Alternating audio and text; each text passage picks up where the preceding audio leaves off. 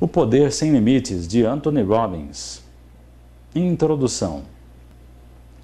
Durante toda a minha vida tive dificuldades para falar em público, mesmo quando estava atuando em filmes.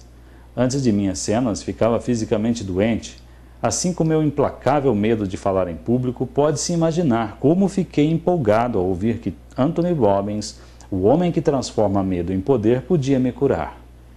Apesar de estar excitado ao aceitar o convite para encontrar Tony Robbins, não consegui evitar o sentimento de dúvida.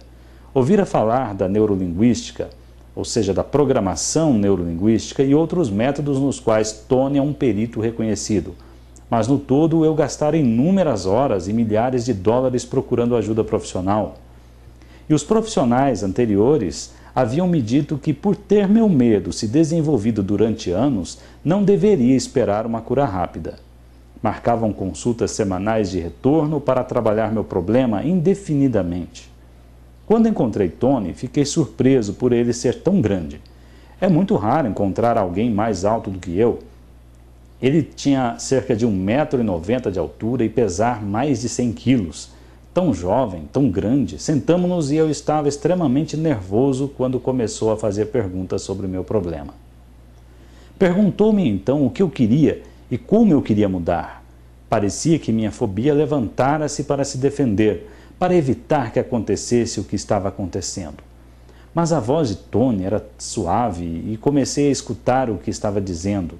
Comecei a reviver meus sentimentos de pânico quando ao falar em público. De repente, substituí-los por novos sentimentos, originados por energia e confiança. Tony fez-me voltar na memória para uma ocasião em que eu estava no palco fazendo um discurso bem-sucedido. Quando eu falava naturalmente, Tony dava-me âncoras. Âncoras são coisas a que eu posso recorrer para reforçar meus nervos e confiança enquanto falo. Você verá sobre elas ainda neste livro. Permaneci com meus olhos fechados cerca de 45 minutos, durante a entrevista enquanto eu ouvia Tony. De tempo em tempo, ele tocava meus joelhos e mãos, dando-me as tais âncoras, âncoras físicas. Quando terminou, levantei-me. Nunca havia me sentido tão relaxado, calmo e em paz. Não tinha sentimento de fraqueza. Agora sentia-me bastante confiante para fazer o show de televisão de Luxemburgo, para uma possível audiência de 450 milhões de pessoas. Se os métodos de Tony Robbins fizerem tão bem aos outros como fizeram para mim, então todas as pessoas do mundo serão beneficiadas. Temos pessoas na cama com seus pensamentos fixos na morte. Seus médicos disseram-lhe que tem câncer e elas ficaram tão perturbadas que seus corpos estão cheios de tensões. Agora, se a fobia de minha vida toda pôde ser eliminada em 1 hora, os métodos de Tony devem também ser válidos para todos aqueles que sofrerem alguma espécie de doença, seja ela emocional, mental ou física. Eles também podem ser libertados de seus medos, tensões e ansiedades. Penso ser muito importante que não nos demoremos mais. Por que você deve ter medo de água, altura, falar em público, cobras, patrões, fracasso ou morte? Agora eu sou livre e esta obra pode lhe oferecer as mesmas opções. Estou certo de que Poder Sem Limites será um sucesso porque ele faz mais do que eliminar medos, ensinando as causas de todas as formas de comportamento humano. Ao assimilar as informações deste livro, você terá o controle completo de sua mente e corpo, e assim de sua vida. Sir Jason Winters, autor de Killing Cancer. Sucesso. Rir muito e com frequência, ganhar o respeito de pessoas inteligentes e o afeto das crianças. Merecer a consideração de críticos honestos e suportar a traição de falsos amigos. Apreciar a beleza, encontrar o melhor nos outros, deixar o mundo um pouco melhor, seja por uma saudável criança, um canteiro de jardim ou uma redimida condição social. Saber que ao menos uma vida respirou mais fácil porque você existiu. Isso é ter tido sucesso. Ralph W. Emerson. Poder Sem Limites, de Anthony Robbins. Parte 1. Modelando a excelência humana. A riqueza dos reis. A grande finalidade da vida não é reconhecimento, mas ação. Thomas Henry Huxley. Durante muitos meses ouvira sobre ele. Diziam que era jovem, saudável, rico, feliz e bem-sucedido. Eu tinha de ver por mim mesmo. Olhei-o bem de perto quando saiu do estúdio de televisão e segui-o durante as semanas seguintes, observando como aconselhava a todos, do presidente de um país a uma pessoa com fobia. Vi ele argumentar com dietistas, preparar executivos e trabalhar com atletas e crianças com problemas de aprendizagem. Parecia incrivelmente feliz e muito apaixonado por sua esposa, enquanto viajavam juntos pelo país e por outros países do mundo. E quando terminaram, tomaram um jato de volta a San Diego para passar uns poucos dias no lar com a família, no castelo que contempla o Oceano Pacífico. Como é que esse homem, de apenas 25 anos, com educação de grau secundário, pode ter realizado tanto em tão curto espaço de tempo? Afinal, esse era o rapaz que há somente 3 anos atrás morava em um apartamento de solteiro de 37 metros quadrados e lavava seus sapatos na banheira. Como foi que se transformou de uma pessoa extremamente infeliz, com quase 14 quilos de excesso de peso, a amizades difíceis e perspectivas limitadas em uma pessoa realizada, saudável, respeitada por sua individualidade, com grandes amizades e oportunidades para sucesso ilimitado? Tudo parecia tão incrível e, no entanto, o que mais me espantou foi que percebi que ele era eu. A história dele era a minha própria história. Por certo, não estou dizendo que minha vida é o sucesso com o que cada um sonha. É óbvio que todos nós temos diferentes sonhos e ideias sobre o que queremos criar para as nossas vidas.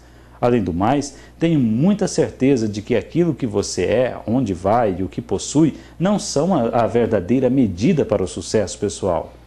Para mim, sucesso é o processo contínuo do esforço para tornar-se maior. É a oportunidade de continuar crescendo emocional, social, espiritual, fisiológica, intelectual e financeiramente, enquanto se contribui de alguma forma positiva para os outros. A estrada do sucesso está sempre em construção. É um caminho que avança, não um fim a ser alcançado. O objetivo de minha história é simples. Aplicando os princípios que você aprenderá neste livro, fui capaz de mudar não só a maneira como me sentia a meu respeito, como também os resultados que estava conseguindo em minha vida. E consegui fazer isso de uma maneira maior e mensurável. A finalidade deste livro é compartilhar com vocês a diferença que fez a mudança de minha vida para melhor. Espero com sinceridade que as técnicas, estratégias, práticas e filosofias ensinadas nessas páginas sejam tão eficientes para você como foram para mim. O poder de transformar magicamente nossas vidas nos nossos maiores sonhos permanece aguardando dentro de nós, e é a hora de liberá-los. Quando olho para a decisão por meio da qual pude tornar meus sonhos em minha vida atual, não posso deixar de sentir um quase inacreditável sentimento de gratidão a respeito. No entanto, com certeza estou longe de ser o único. O fato é que vivemos numa época onde muitas pessoas são capazes de conseguir coisas maravilhosas quase do dia para a noite, de alcançar sucessos que seriam inimagináveis tempos atrás. Veja Steve Jobs. Era um garoto de jeans sem dinheiro que considerou a ideia de um computador doméstico e ergueu a empresa Fortune mais rápido do que qualquer pessoa na história. Veja Ted Turner, pegou um artigo que mal existia e criou um império. Veja pessoas na indústria de diversão como Steven Spielberg, Bruce Springsteen ou homens de negócio como Lee Iacocca ou Ross Perot. O que eles têm em comum? Além de prodigiosos e espantosos sucessos, a resposta é clara: poder. Poder é uma palavra muito emocional. As reações das pessoas diante dela variam. Para algumas, o poder tem uma conotação negativa. Umas cobiçam o poder, outras sentem-se tentadas por ele como se fossem alguma coisa venal ou suspeita. Quanto poder você quer? Quanto acha que é certo obter ou desenvolver? O que o poder significa realmente para você? Não encaro o poder em termos de conquistar pessoas. Não penso nisso como alguma coisa para ser imposta. Também não estou advogando que você deva. Essa espécie de poder raramente dura, mas você deve perceber que o poder é uma constante no mundo. Você modela as suas percepções ou alguém as modela para você. Você faz o que quer fazer ou cumpre os planos que alguém faz para você. Para mim, o poder supremo é a habilidade de produzir os resultados que mais deseja e criar valores para os outros no processo. Poder é a habilidade de mudar sua vida, de dar uma forma às suas percepções, fazer com que as coisas trabalhem a seu favor e não contra você. O poder verdadeiro é compartilhado, não imposto. É a habilidade de definir as necessidades humanas e resolvê-las, tanto as suas como as das pessoas que lhe são caras. É a habilidade de dirigir seu próprio reino pessoal, seu processo de pensamento, seu comportamento. Assim você consegue, com compreensão, com precisão, os resultados que deseja. Através da história, o poder de controlar nossas vidas tornou muitas formas diferentes e contraditórias. Nos tempos primitivos, poder era simplesmente uma questão de fisiologia. Aquele que fosse mais forte ou mais rápido tinha o poder de dirigir sua própria vida, assim como daqueles à sua volta. Com o desenvolvimento da civilização, o poder resultava da herança. O rei, cercando-se com os símbolos de seu reino, governava com autoridade inconfundível. Outros podiam conseguir poder por sua ligação com ele. Então, no começo da era industrial, capital era poder. Aqueles que tinham acesso a ele dominavam o processo industrial. Todas essas coisas ainda são válidas. É melhor ter capital do que não tê-lo. É melhor ter força física do que não ter. No entanto, hoje uma das maiores fontes de poder é derivada do conhecimento especializado. A maioria de nós já ouviu dizer que estamos vivendo na idade da informação. Já não somos fundamentalmente uma cultura industrial, mas de informação. Vivemos numa época em que novas ideias, movimentos e conceitos mudam o mundo quase que diariamente, quer sejam profundos e de importância, físicos ou mundanos, como um hambúrguer mais bem vendido. Se há alguma coisa que caracteriza o mundo moderno, é a corrente maciça, quase inacreditável, de informação e, pois, tal, de mudança. Essa nova informação vem a nós através de livros, filmes, chips de computador, como uma tempestade de dados para serem vistos, sentidos e ouvidos. Nessa sociedade, aqueles com a informação e os meios de comunicá-la têm aquilo que o rei costumava ter, poder ilimitado. Como John Kennedy escreveu certa vez, dinheiro é o combustível da sociedade industrial. Mas na sociedade da informática, o combustível, o poder, é o conhecimento. Vê-se agora a estrutura de uma nova classe dividida entre aqueles que têm informação e os que devem atuar na ignorância. Esta nova classe não tem seu poder no dinheiro ou na terra, mas no conhecimento. O que há de notável é que a chave do poder hoje é acessível a todos nós. Nos tempos medievais, se você não fosse o rei, teria grande dificuldade em tornar-se um. Se não tivesse capital no começo da Revolução Industrial, as possibilidades de consegui-lo eram, na verdade, muito poucas. Mas hoje, qualquer rapaz de jeans pode criar uma corporação que possa mudar o mundo. No mundo moderno, informação é a riqueza dos reis. Aqueles que têm acesso a certas formas de conhecimento especializado podem se transformar e, de muitas maneiras, transformar também o mundo inteiro. É certo que nos Estados Unidos as espécies de conhecimento especializado necessárias para transformar a qualidade de nossas vidas são acessíveis a todos. Estão em cada livraria, lojas de vídeo, bibliotecas, podemos obtê-las em conferências, seminários e cursos. E todos nós queremos ter êxito. As listas de best-sellers estão cheias de obras de conselhos para o desenvolvimento pessoal. A informação está lá. Por que então algumas pessoas conseguem resultados fabulosos enquanto outras só passam perto? Por que não somos todos capacitados, felizes, ricos, saudáveis e bem-sucedidos? A verdade é que mesmo na era da informação, só isso não é suficiente. Se tudo de que precisamos fossem ideias e pensamentos positivos, então todos teríamos tido pôneis quando crianças e estaríamos vivendo nossos sonhos agora. Todo grande sucesso está relacionado com a ação. É a ação que produz resultados. O conhecimento é somente um poder potencial, até que chegue às mãos de alguém que saiba como transformá-lo em ação efetiva. Na verdade, a definição literal da palavra poder é a habilidade de agir. O que fazemos na vida é determinado pelo que comunicamos a nós mesmos. No mundo moderno, a qualidade de vida é a qualidade de comunicação. O que imaginamos e dizemos para nós mesmos, como movemos e usamos músculos de nossos corpos e expressões faciais, determinarão quanto usaremos do que conhecemos. Com frequência, ao ver pessoas muito bem-sucedidas, caímos na armadilha mental de pensar que elas estão onde estão por terem algum dom especial. No entanto, uma observação maior mostrará que o maior dom que as pessoas excepcionalmente bem-sucedidas têm em relação às pessoas comuns é a sua habilidade de agir. Todos nós produzimos duas formas de comunicação com as quais elaboramos a experiência de nossas vidas. A primeira, as comunicações internas, que são as coisas que imaginamos, dizemos, sentimos dentro de nós mesmos. A segunda são as denominadas comunicações externas, expressas por palavras, tonalidades, expressões faciais, postura de corpo e ações físicas, que usamos para nos comunicarmos com o mundo. Toda comunicação que fazemos é uma ação, uma causa posta em movimento, e todas as comunicações têm alguma espécie de efeito em nós mesmos e nos outros. O Poder Sem Limites, de Anthony Robbins. Comunicação é poder. Aqueles que dominam seu uso afetivo podem mudar sua própria experiência do mundo e as experiências do mundo sobre si mesmos. Todo comportamento e sentimento encontram suas raízes originais em alguma forma de comunicação. Aqueles que afetam os pensamentos, sentimentos e ações da maioria de nós são aqueles que sabem como usar esse instrumento de poder. Pense nas pessoas que mudaram nosso mundo.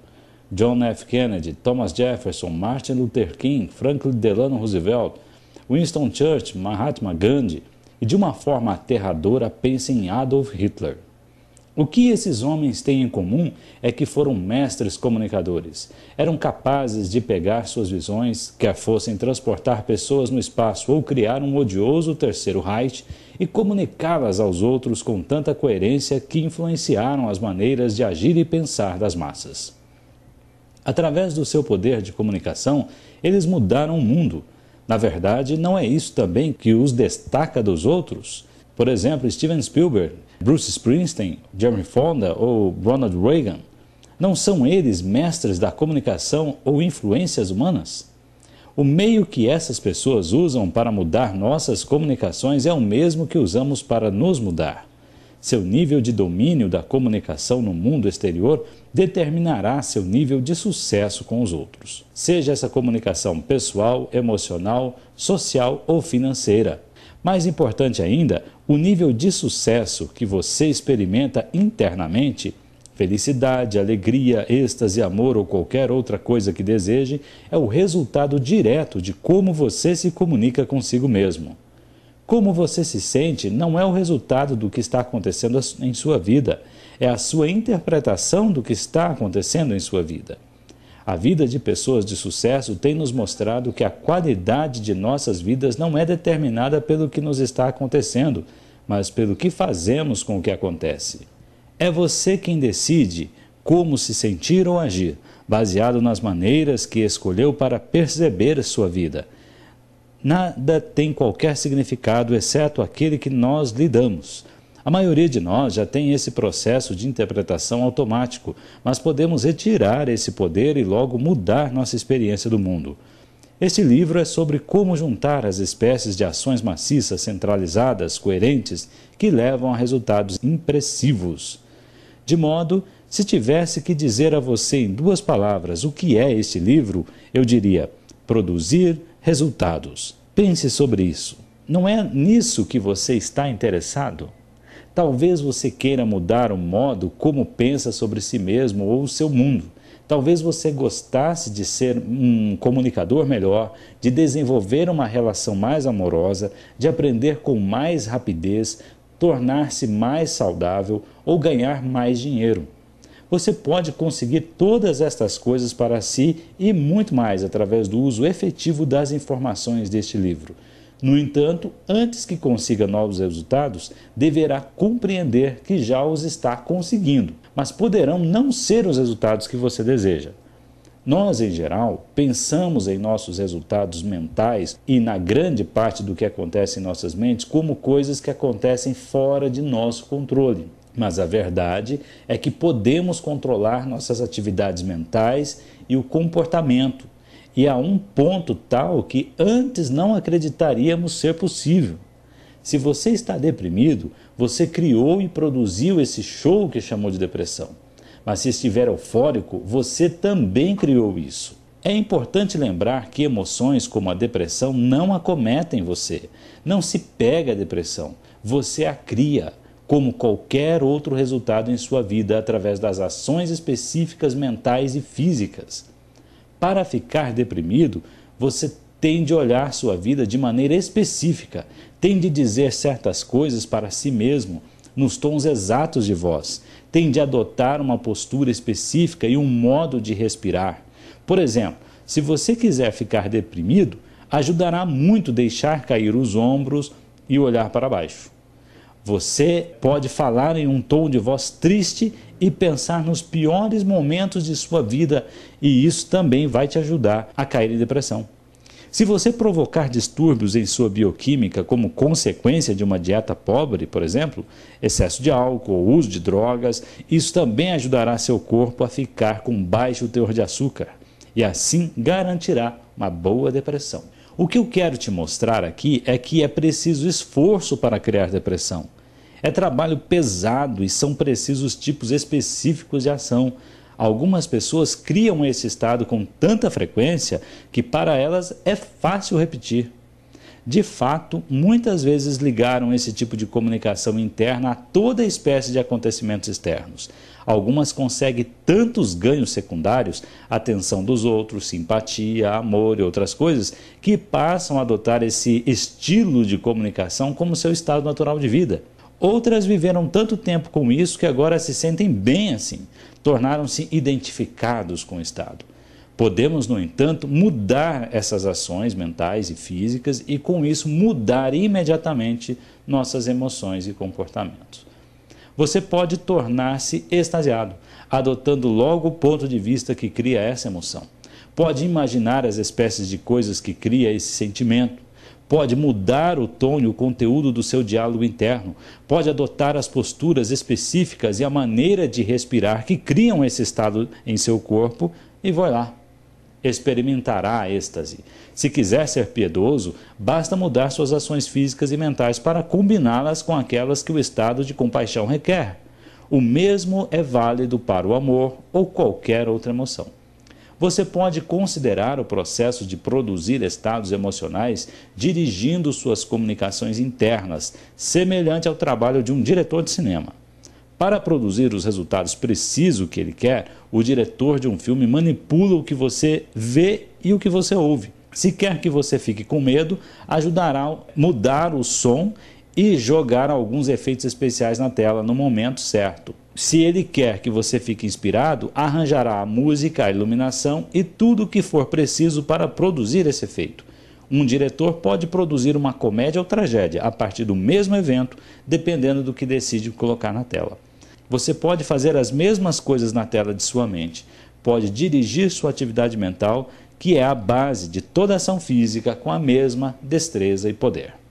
Pode acender a luz e o som das mensagens positivas em seu cérebro e pode escurecer as cenas e sons das negativas. Pode também dirigir seu cérebro com tanta habilidade como Steven Spielberg ou Martin Scorsese dirigem suas filmagens. Alguns fatos que seguem parecerão difíceis de acreditar. Provavelmente você não acredita que há uma maneira de se olhar uma pessoa e saber ao certo seus pensamentos, ou que se pode convocar seus mais poderosos recursos à vontade. Mas se há 100 anos atrás você tivesse sugerido que os homens iriam à Lua, teria sido considerado um louco ou um lunático. Aliás, de onde vem essa palavra, lunático? Se tivesse dito que era possível viajar de Nova York a Los Angeles em 5 horas, teria parecido um louco sonhador. Mas foi preciso somente o domínio de tecnologias específicas e leis da aerodinâmica para tornar essas coisas possíveis. Hoje, uma companhia aeroespacial está trabalhando em um veículo que, segundo eles, dentro de 10 anos, levará pessoas de Nova York para a Califórnia em 12 minutos. Da mesma forma, neste livro você aprenderá as leis da tecnologia do desempenho ótimo, que lhe darão acesso a recursos que nunca imaginou ter. Para cada esforço disciplinado, há múltiplas recompensas. Jim Rohn. As pessoas que conseguiram superioridade seguem um caminho coerente para o sucesso. Chamo isso de fórmula do sucesso definitivo. O primeiro passo para essa fórmula é saber seu resultado, isto é, definir precisamente o que você quer. O segundo passo é tomar medidas, pois de outra forma seus desejos sempre serão sonhos. Você deve tomar os tipos de medidas que acredita que criarão as maiores probabilidades de produzir resultados desejados. Nem sempre as medidas que tomamos produzem os resultados desejados. Logo, o terceiro passo é desenvolver uma acuidade sensorial para reconhecer as espécies de respostas e resultados que você quer conseguir e reparar o mais rápido possível se elas estão aproximando ou afastando você do seu objetivo. Você tem de saber o que está conseguindo, seja numa conversa ou em seus hábitos diários. Se está obtendo o que não deseja, precisa anotar os resultados que suas medidas produziram, a fim de aprender com a experiência de cada ser humano. Então você dá o quarto passo, que é desenvolver a flexibilidade para mudar seu comportamento até conseguir o que você quer. Se observar as pessoas de sucesso, descobrirá que seguiram esses passos. Elas começaram com uma meta, pois você não pode atingir uma se não tiver uma meta. Tomaram providências porque só saber não é o suficiente. Então elas tiveram a habilidade de ler nos outros para saber que respostas estavam conseguindo e continuaram adaptando, ajustando, mudando seus comportamentos até acharem o que funcionava. Consideremos Steven Spielberg. Com 36 anos de idade, tornou-se o mais bem-sucedido cineasta da história. Ele já é responsável por 4 dos 10 maiores filmes de todos os tempos, incluindo E.T., o Extraterrestre, o mais notável filme que já foi feito, segundo a minha opinião. Como chegou a esse ponto, com tão pouca idade, é uma história notável. Desde a idade de 12 ou 13 anos, Spielberg sabia que queria ser diretor de cinema. Sua vida mudou quando, numa tarde, tinha então 17 anos, deu um passeio pelos estúdios da Universal. O passeio não incluía locais de gravação, onde estavam toda a ação. Assim, Spielberg, conhecendo seu objetivo, começou a agir. Escapou sozinho para observar a filmagem de um filme real. Acabou se encontrando com o chefe do departamento editorial da Universal, que conversou com ele durante 1 hora e demonstrou interesse por suas ideias. Para a maioria das pessoas, é aí que a história terminaria, mas Spielberg não era como a maioria das pessoas. Ele tinha poder pessoal, sabia o que queria, aprendeu na primeira visita e assim mudou sua abordagem. No dia seguinte, vestiu um terno, levou a maleta de seu pai com um sanduíche doces e voltou logo como se pertencesse ao lugar. Passou de propósito em frente do guarda do portão naquele dia, encontrou um trailer abandonado e, usando letras adesivas, fixou na porta: Steven Spielberg, diretor. Daí então passou todo o verão junto a diretores, escritores e editores, aprendendo em cada conversa, observando e desenvolvendo mais e mais seu senso de observação sobre o que é importante para fazer cinema. Com a idade de 20 anos, após tornar-se assíduo no local, Steven mostrou à Universal um filme modesto que havia montado e recebeu um contrato de 7 anos para dirigir uma série para a televisão. Conseguiria tornar seu sonho realidade. Spielberg seguiu a fórmula do sucesso definitivo? Com certeza. Teve o conhecimento especializado para saber o que queria, tomou iniciativas, teve a acuidade sensorial para reconhecer se os resultados que estava obtendo o aproximavam ou afastavam de seu objetivo e teve a flexibilidade para mudar seu comportamento para conseguir o que queria. Todas as pessoas de sucesso que conheço fazem a mesma coisa. Aqueles que conseguem estão empenhados em mudar e em ser flexíveis até criarem a vida que desejam. Considere a reitora Barbara Black, da Columbia University School of Law, essa faculdade de Direito da Universidade de Columbia, nos Estados Unidos, que sonhou ser um dia reitora. Ainda jovem, entrou num campo predominantemente masculino e, com sucesso, obteve seu grau de advogada em Columbia. Decidiu então deixar de lado a meta de sua carreira enquanto realizava outro objetivo: constituir uma família. Depois de 9 anos, resolveu que estava pronta para prosseguir em busca da primeira meta, que era a sua carreira, e inscreveu-se num curso de graduação em Yale, onde desenvolveu o ensino, a pesquisa e as anotações práticas que a levaram a um serviço que sempre quisera. Expandiu seus pontos de vista, mudou sua abordagem, combinou as duas metas e agora é a reitora de uma das mais prestigiadas escolas de direito dos Estados Unidos. Ela quebrou a regra e provou que se pode conseguir sucesso em todos os níveis ao mesmo tempo. Ela seguiu a fórmula do sucesso definitivo? Com certeza. Sabendo o que queria, tentou alguma coisa e, se não resolveu, ficou mudando até agora que aprendeu a conciliar sua vida. Além de dirigir sua importante escola de direito, ela é também mãe e dona de casa. Considere um outro exemplo. Sabe como o Coronel Sanders construiu o império da Kentucky Fried Chicken, que fez dele um milionário e mudou os hábitos alimentares de uma nação? Quando começou, não era mais que um aposentado com uma receita de frango frito. Só isso. Nada de organização, nada de nada. Tinha um pequeno restaurante que estava falido porque a estrada principal fora desviada. Então, quando recebeu seu primeiro cheque do Seguro Social, decidiu ver se conseguia algum dinheiro vendendo a receita de frango. Sua primeira ideia era vendê-la para proprietários de restaurantes e combinar de receber uma porcentagem dos lucros. Na verdade, essa não é a ideia mais realista para se começar um negócio. E as coisas foram acontecendo, não levando exatamente ao estrelato. Rodou o país todo, dormindo em seu carro, tentando encontrar alguém que o ajudasse. Batendo em todas as portas, foi rejeitado 1009 vezes. Então aconteceu uma coisa milagrosa. Alguém disse sim. O coronel estava no negócio. Quanta gente tem uma nova receita? Quantos têm o poder físico e o carisma de um velho corpulento num terno branco? O Coronel Sanders fez uma fortuna por ter a habilidade de tomar iniciativas e bem determinadas. Teve o poder pessoal necessário para conseguir os resultados que mais desejava. Teve a capacidade de ouvir a palavra não, centenas de vezes inclusive, e ainda assim manter-se disposto a bater na porta seguinte, convencido que ouviria o sim. De uma forma ou de outra, tudo nesse livro é dirigido para prover seu cérebro com os sinais mais eficientes para capacitá-lo a tomar medidas bem-sucedidas. Quase toda a semana conduz um seminário de 4 dias chamado A Revolução da Mente. Nele, ensinamos tudo às pessoas, desde como usar sua inteligência com mais eficiência, até como comer, respirar e se exercitar de uma maneira que aumente ao máximo sua energia pessoal. A primeira noite desse processo é chamada Poder contra o Medo, e a finalidade é ensinar as pessoas como entrar em ação, em vez de serem paralisadas pelo medo.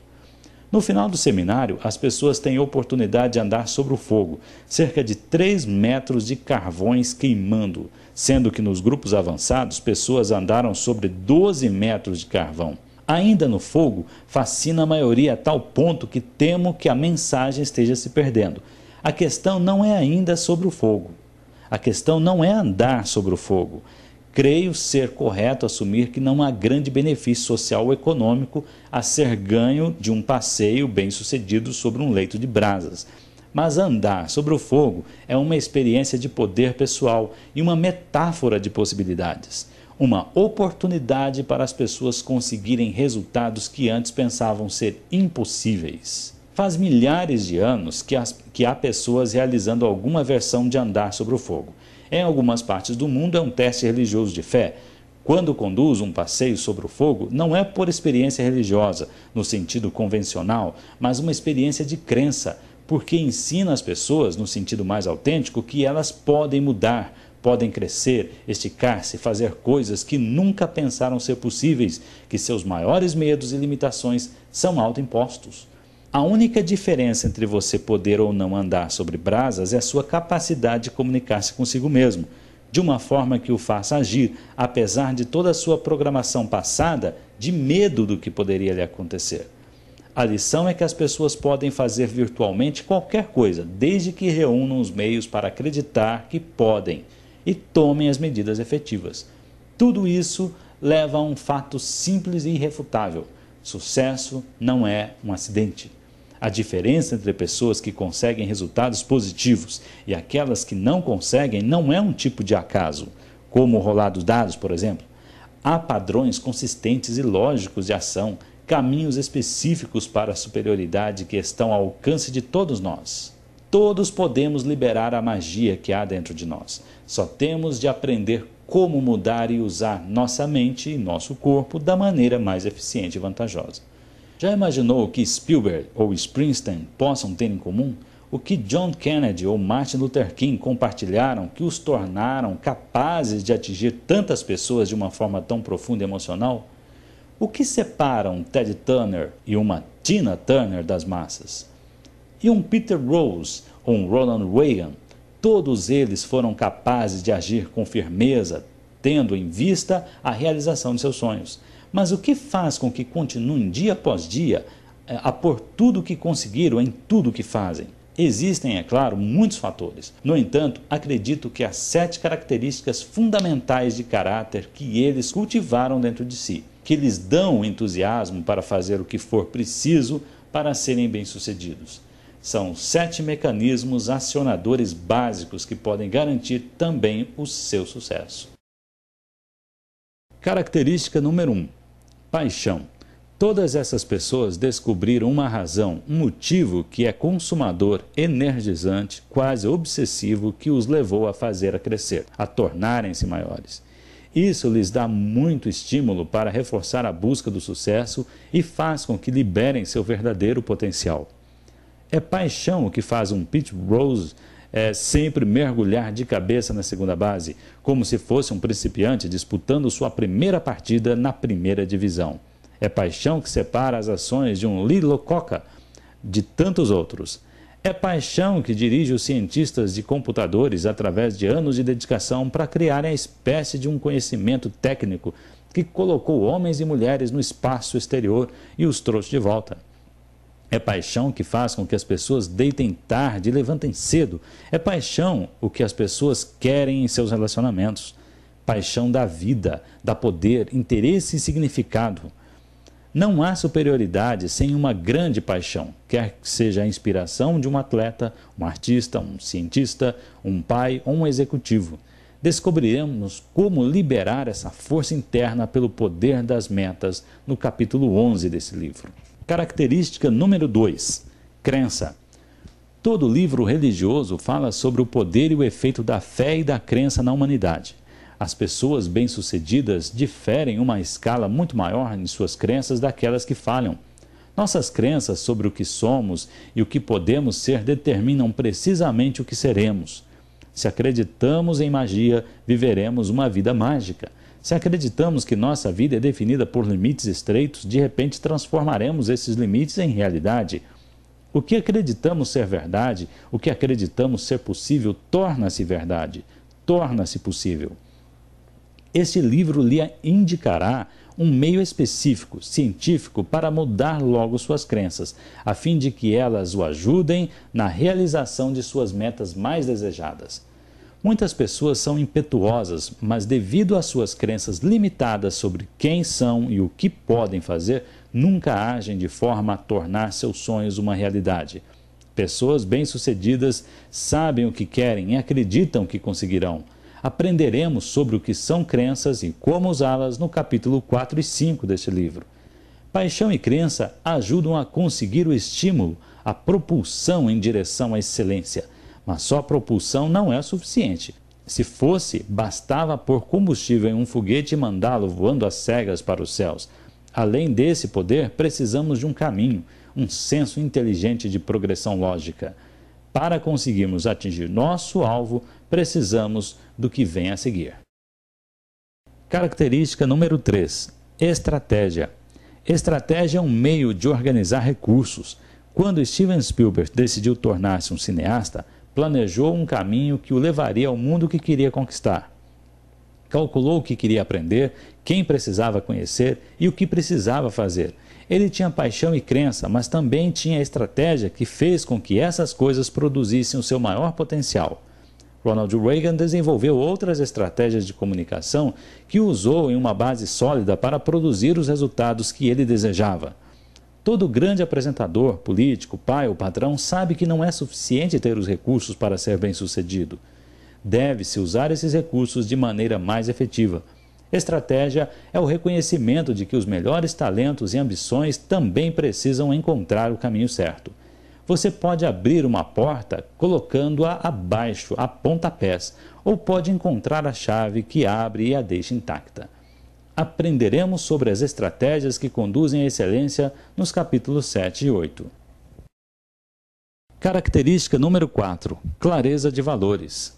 Quando pensamos nas coisas que tornaram grandes os Estados Unidos, lembramos dos sentimentos de patriotismo e orgulho, de tolerância e um amor pela liberdade. Essas coisas são valores e o julgamento fundamental, ético, moral e prático que fazemos sobre o que é importante, o que realmente importa. Valores são sistemas específicos de crenças que temos sobre o que é certo ou errado para as nossas vidas. São julgamentos que fazemos sobre o que torna a vida digna de ser vivida. Muitas pessoas não têm uma ideia clara do que seja importante para elas. Muitas vezes, os indivíduos fazem coisas que depois os tornam infelizes consigo mesmos, só porque não são lúcidos sobre o que inconscientemente acreditam ser certo para eles e os outros. Pense em Ronald Reagan, John Kennedy, Martin Luther King, John Wayne, Jane Fonda. Todos eles tinham visões diferentes, mas o que têm em comum um com o outro é uma base moral fundamental, um sentido de quem são e por que fazem o que fazem. Uma compreensão de valores é uma das mais gratificantes e desafiadoras chaves para se conseguir a excelência. Consideraremos os valores no capítulo 18. Como você deve ter reparado, todas essas características se apoiam e se entrelaçam em umas às outras. A paixão é afetada por crenças. Quando mais acreditamos que podemos realizar alguma coisa, mais estamos querendo investir em sua realização. A crença, por si só, é suficiente para conseguir excelência? É um bom começo, mas se você acredita que irá assistir ao nascer do sol e sua estratégia para realizar nossa meta é começar a correr para o oeste, você poderá ter alguma dificuldade. Nossas estratégias para o sucesso são afetadas por nossos valores. Se sua estratégia para o sucesso exige que faça coisas que não combinam com suas crenças inconscientes sobre o que é certo ou errado para a sua vida, então nem mesmo a melhor estratégia dará resultado. Vê-se isso com frequência em indivíduos que nem bem começam a ser bem-sucedidos, terminam sabotando o próprio sucesso. O problema é que há um conflito interno entre os valores do indivíduo e sua estratégia para a realização. Característica número 5. Energia. Energia pode ser o formidável e alegre desempenho de um Bruce Springsteen ou uma Tina Turner. Pode ser o dinamismo empresarial de Donald Trump ou Steve Jobs. Pode ser a vitalidade de um Ronald Reagan ou uma Katharine Hepburn. É quase impossível ficar marcando passo com vagar em direção à excelência. Pessoas de excelência pegam as oportunidades e modelam-nas. Vivem obcecadas pela extraordinária oportunidade que cada dia oferece.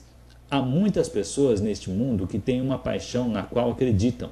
Elas reconhecem a estratégia e seus valores estão alinhados, mas não têm a vitalidade física para agir naquilo que sabem. O grande sucesso é inseparável da energia física, intelectual e espiritual que nos permite obter quase tudo o que temos. Nos capítulos 9 e 10 aprenderemos e aplicaremos os instrumentos que podem, de imediato, aumentar a vibração física. Característica número 6. Poder de união. Quase todas as pessoas de sucesso têm em comum uma extraordinária capacidade de unir-se com outras, de ligar-se e desenvolver uma relação harmônica com pessoas de diferentes procedências e crenças. É claro que há o gênio louco ocasional que inventa alguma coisa que muda o mundo. Mas se o gênio passa todo o seu tempo só, no meio da multidão, ele será bem-sucedido num nível, mas falhará em muitos outros. Os grandes sucessos, os Kennedys, os Kings, os Reagan, os Gandhi, têm a capacidade de formar laços que os unem a milhares de outros. O maior sucesso não é no palco do mundo, é nos mais profundos recessos de nosso próprio coração. Bem no fundo, todos precisamos formar laços duradouros e afetuosos com os outros. Sem isso, qualquer sucesso, qualquer excelência é na verdade vazia. Aprenderemos sobre esses laços no capítulo 13. A característica-chave final é algo sobre o que já falamos antes. Característica 7. Domínio da comunicação. Essa é a essência do que se trata esse livro. A maneira como nos comunicamos com os outros e com nós mesmos é que no final determina a qualidade de nossas vidas. As pessoas que se realizam na vida são aquelas que aprenderam a aceitar qualquer desafio que a vida lhes apresente e comunicar a experiência para si mesmas de uma forma que as façam mudarem as coisas ao seu redor com sucesso. As pessoas que falham recebem as adversidades da vida, aceitam-nas como limitações. As pessoas que modelam nossas vidas e nossa cultura são também mestres de comunicação para os outros. O que tem em comum é a habilidade de comunicar uma visão, uma indagação, uma alegria ou uma missão. Domínio da comunicação é o que faz um grande pai, um grande artista, um grande político, um grande professor. Quase todos os capítulos deste livro, de uma forma ou de outra, têm a ver com comunicação, resolução de lacunas, construção de novos caminhos e compartilhamento de novas visões. A primeira parte desse livro lhe ensinará como se responsabilizar e dirigir seu próprio cérebro e corpo com mais eficiência do que se conseguia antes. Trabalharemos com fatores que afetam a maneira como você se comunica consigo mesmo. Na segunda parte, estudaremos como descobrir o que na realidade quer da vida e como pode se comunicar mais eficazmente com os outros, assim como ser capaz de antecipar espécies de comportamento que diferentes tipos de pessoas com certeza criarão. A terceira parte vê, através de uma perspectiva mais longa e mais global, como nos comportamos, o que nos motiva e como podemos contribuir em um nível mais amplo e extrapessoal. Refere-se a como usar as práticas aprendidas e como tornar-se um líder. Quando escrevi este livro, minha meta original era oferecer uma contribuição para o desenvolvimento humano. Um livro que se juntaria ao que houvesse de melhor e mais recente sobre tecnologia de mudança humana. Queria armá-lo com as práticas e estratégias que o capacitariam a mudar qualquer coisa que quisesse e a consegui-lo muito mais depressa do que já havia sonhado antes. Queria criar oportunidades para que você, de uma maneira bastante concreta, logo aumentasse a qualidade da sua experiência de vida. Também imaginei uma obra para a qual você pudesse voltar sempre que quisesse e sempre encontrar alguma coisa útil para a sua vida. Sei que muitos dos assuntos sobre os quais discorri poderiam dar outros tantos livros. No entanto, eu quis lhe dar a informação completa, algo que pudesse usar em cada área. Espero que este livro cumpra sua finalidade. Quando os originais estavam prontos, os primeiros a lerem foram muito positivos, com apenas uma ressalva. Disseram: você tem 2 livros aqui, por que não os separa? Publica um agora e anuncia o outro como continuação um ano mais tarde. Minha meta era atingir o leitor com as melhores informações e o mais rápido que pudesse. Não queria dar essas informações uma de cada vez. No entanto, tornei-me ciente de que muitas pessoas sequer chegariam às partes do livro que penso serem as mais importantes, porque foi-me explicado que pesquisas revelaram que menos de 10% das pessoas que compravam livros leem eles do primeiro ao último capítulo. A princípio não podia acreditar nessa estatística, então lembrei-me de que pelo menos 3% da população norte-americana é independente financeiramente. Menos de 10% tem metas definidas.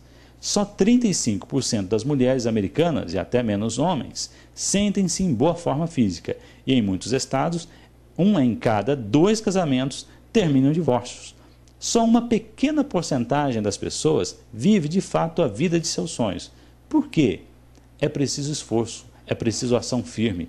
Perguntaram então certa vez a Booker Hunt, o bilionário do petróleo do Texas, se ele tinha algum conselho que pudesse dar às pessoas sobre como ser bem-sucedido. Ele respondeu que o sucesso era muito simples. Primeiro, você decide com precisão o que quer. Segundo, decide que pagará o preço para fazê-lo acontecer. E então, paga-se o preço.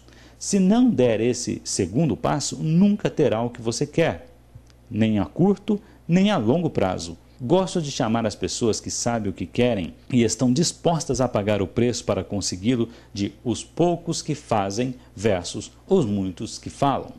Eu o desafio a aproveitar esse material e lê-lo todo, ou neste caso, a ouvi-lo todo, a compartilhar o que aprender aqui e a apreciar todo o conhecimento aqui disponível. Neste capítulo, Eu esgotei a prioridade de fazer ações efetivas, mas há muitas maneiras de agir. A maioria delas depende em grande parte de tentativas e erros. Muitas pessoas que são grandes sucessos tiveram de se ajustar e reajustar inúmeras vezes antes de conseguirem o que queriam. Tentar e errar é ótimo, exceto por uma coisa: usa-se uma vasta quantidade de um recurso que nenhum de nós jamais terá suficiente: o tempo. E se houvesse uma maneira de agir que acabasse o processo de aprender? E se eu pudesse mostrar-lhe como aprender as lições certas que as pessoas de excelência já aprenderam? E se você pudesse aprender em minutos o que alguém levou anos para aperfeiçoar? A maneira de se fazer isso é através da modelagem, um meio de produzir com precisão a excelência dos outros. O que eles fazem que os separa daqueles que somente sonham com sucesso? Fim do capítulo 1. O Poder Sem Limites, de Anthony Robbins. Capítulo 2. A diferença que faz a diferença. Há uma coisa engraçada sobre a vida. Se se recusar a aceitar qualquer coisa que não seja a melhor, você muitas vezes a conseguirá. W. Somerset Maugham. Ele estava viajando pela estrada principal a mais de 100 km por hora quando de repente aconteceu. Alguma coisa ao lado da estrada chamou sua atenção e quando voltou a olhar na direção de seu caminho, só teve um segundo para reagir. Era quase tarde demais. O caminhão na sua frente tinha feito uma parada inesperada. No mesmo instante, num esforço para salvar sua vida, inclinou sua moto numa derrapagem louca que pareceu durar uma eternidade. Em um angustioso movimento lento, deslizou para baixo do caminhão. A tampa da gasolina pulou da sua moto e o pior aconteceu. O combustível espalhou-se e incendiou. Seu momento de consciência seguinte é a experiência de acordar numa cama de hospital com dores de queimaduras, incapaz de mover-se, temendo respirar. 3/4 de seu corpo estão cobertos por terríveis queimaduras de 3º grau. Ainda assim, recusa-se a desistir. Ele luta para voltar à vida e reassumir sua carreira de negociante, para acabar sofrendo outro golpe abalador. Uma queda de avião que o deixa paralisado da cintura para baixo para o resto da vida.